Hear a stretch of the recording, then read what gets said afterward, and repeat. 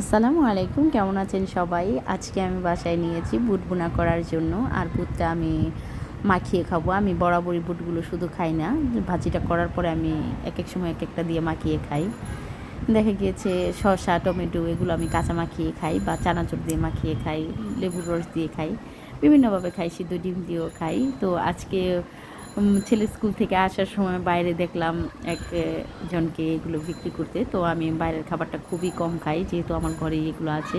তাই নিজেরটা নিজে খাবো উদ্দেশ্য করে বাসায় তাড়াতাড়ি করে এসে আমি ফ্রিজ থেকে নামিয়ে নিয়েছি। আমার বুটগুলো খুলতেও পারে নাই, আমি রান্না করছি। আর যেহেতু আলুটা আমার পছন্দ, তারপরেও দিতে পারছি না, কারণ খুব কম সময়ে রান্না। এর মাঝে আমার সিদ্ধ আলু নেই, আমি শুধু টমেটো, পেঁয়াজ, কাঁচামরিচ দিয়ে রান্না করে ফেলেছি এবং আমার রান্না করাটা শেষ। এখন আমি ধনেপাতা আর পুদিনা পাতা দিয়ে এটা একটু নাড়াচাড়া করে নামিয়ে নিয়েছি। এখন আমি শুধু মাখাবো আর খাবো, যেহেতু চানাচুরটা আমি আসার পথেই নিয়ে এসেছি। আর আমি যেহেতু ঝাল খেতে পছন্দ করি, তো এই রুচি ঝাল চানাচুরটাই নিয়ে এসেছি, আর এর সাথে একটু লেবুর রস চিপে দিয়েছি। আমার বানানোটা এখন শেষ, শুধু মাখাবো।